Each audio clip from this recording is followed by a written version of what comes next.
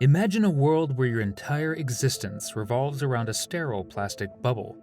That was the reality for David Vetter, a boy who captured the world's attention and hearts with his courageous battle against a rare condition.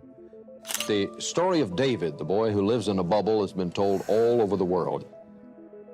SCID, which stands for Severe Combined Immunodeficiency, is a rare and serious genetic disorder that affects a person's immune system. Our immune system is like our body's defense mechanism against harmful germs, viruses, and bacteria.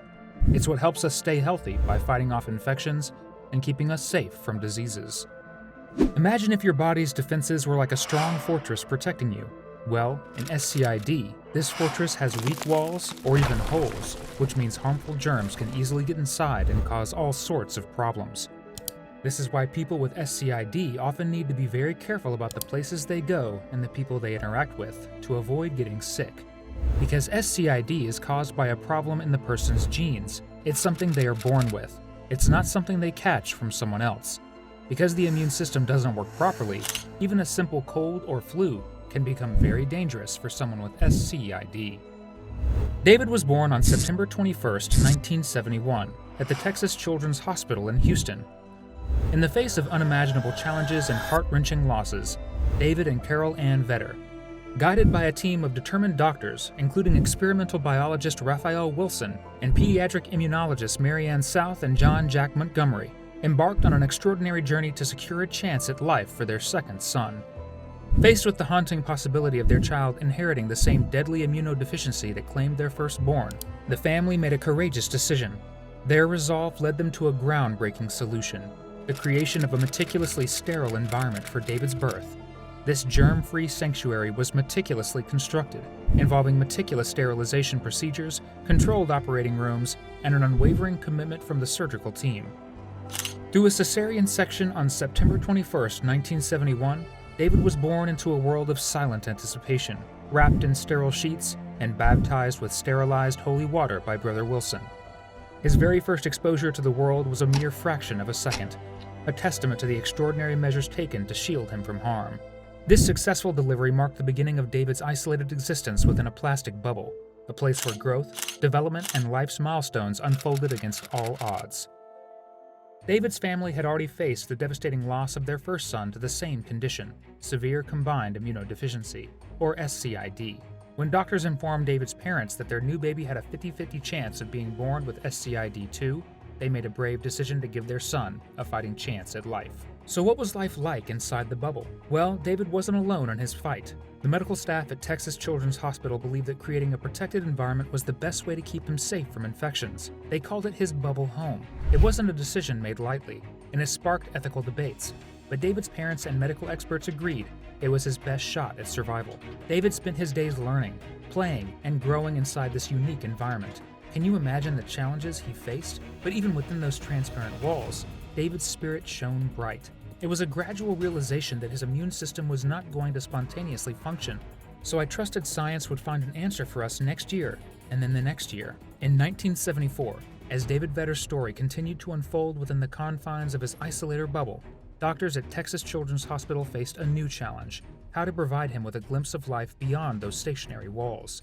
They needed innovation, and they found it in the unlikeliest of places: NASA's Johnson Space Center, located just down the road. The scientists who sent men to the moon have achieved another first. They have found a way to open up the world of a small Houston boy who has spent his life inside a sterile bubble. The collaboration between medical experts and aerospace engineers resulted in a remarkable solution: the Mobile Biological Isolation System, a spacesuit-like apparatus that allowed David to step beyond his bubble, albeit temporarily. Crafted by NASA engineers who were no strangers to creating protective environments, the Mobile Biological Isolation System was a true marvel. Built on the foundation of the isolator garments worn by quarantined astronauts after space flights, the suit was designed to offer David mobility while maintaining a sterile environment. The suit's construction involved rubberized non-porous fabric, akin to materials used in life rafts, and it was further covered with a layer of white silky Nomex fabric, reminiscent of astronaut attire worn during spacewalks. The ensemble included boots, gloves, and a helmet, forming a complete life support system. Priced at $50,000, This state-of-the-art creation was a testament to human ingenuity and determination. In July of 1977, a pivotal moment arrived as David, his parents, NASA engineers, and a camera crew gathered in his hospital room to witness the transformative power of the spacesuit. David's journey into the suit was an exercise in courage and determination as he maneuvered through an 8-foot-long fabric tube to enter the enclosed spacesuit. Despite his initial fears, David's verdict was clear: "I like it." The suit opened new possibilities for David, allowing him to walk down the hospital hallway, offering ice to a nurse and taking more steps in one direction than ever before. Yet while the mobile biological isolation system granted David a taste of normalcy, it came with its own set of limitations. It involved a meticulous 24-step preparation process, followed by a 28-step procedure to don the suit, all to keep David's fragile environment free from harmful germs. Only 4 people, including David's parents and 2 NASA engineers, were qualified to operate the suit. Its power supply lasted a mere 4 hours, and it could only dock with his hospital isolator. This meant that David's excursions beyond the bubble were precious and limited, with just an hour to save the world outside his sterile haven. During these brief moments of freedom, David embraced the joys of a typical childhood. He watered the lawn, played with family pets, explored rooms he had never seen before, and even reveled in the simple pleasure of using an electric pencil sharpener. His spirit and curiosity were evident in these interactions, underscoring his unwavering determination to experience life beyond the bubble. David's encounters with the mobile biological isolation system were fleeting but profound, serving as a reminder that human innovation and collaboration can transcend even the most challenging of circumstances.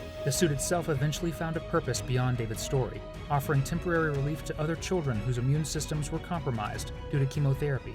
In a poignant twist, David's suit, a symbol of both his struggle and his triumph, found its final home as an artifact in the Smithsonian Institution, a testament to the indomitable spirit of a boy who defied the odds. David's journey wasn't just about survival. It was about living life to the fullest within his unique circumstances. But as David approached his teenage years, he had a wish, a simple yet profound desire to gaze upon the stars. On his 11th birthday, his family granted him that wish. For 20 precious minutes, David experienced the beauty of the night sky, a moment that transcended the boundaries of his bubble and touched the depths of his soul. He crawled into the supply bubble and took all his effort and sheer will to put his hands under David's arms and pulled him out and laid him on the gurney. Despite his remarkable spirit, David's battle was far from over. He faced the daunting reality of his condition, with doctors telling him that a potential cure was still years away. We all knew that a day would come when a decision would have to be made, either in or out. Everybody knew that this isolator system just couldn't continue forever. In a twist of fate, hope emerged on the horizon. A new procedure surfaced, offering the possibility of bone marrow transfusions from donors who weren't perfectly matched. David's sister, Catherine, selflessly stepped forward, offering a chance at a life beyond the bubble. The procedure was performed, and for a moment, it seemed like victory was within reach. But fate had another plan.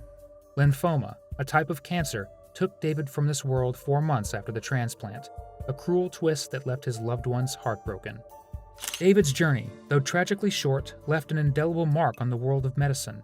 His legacy lives on through the David Center, a tribute to his fight against immune deficiencies and a beacon of hope for others facing similar battles. Today, kids with SCID lead vibrant lives, thanks to advancements in medical science and the legacy of brave souls like David Vetter. And so, as we remember David on what would have been his 51st birthday, let his story remind us that even in the face of extraordinary challenges, the human spirit can soar, reaching for the stars and touching the hearts of millions. Thanks for joining us on this incredible episode of Bizarre Medical Stories. David's legacy lives on through the lessons learned from his journey. It's a reminder that even in the face of adversity, human spirit, love, and collaboration can make an incredible difference. As we continue to unravel the mysteries of genetic disorders like SCID, let us honor the memory of David Vetter by advocating for research, understanding, and support for those who bravely confront such challenges. Just like David, we can all be an inspiration for resilience, hope, and the pursuit of a healthier future. Until next time, stay curious, stay inspired, and keep believing in the power of the human spirit.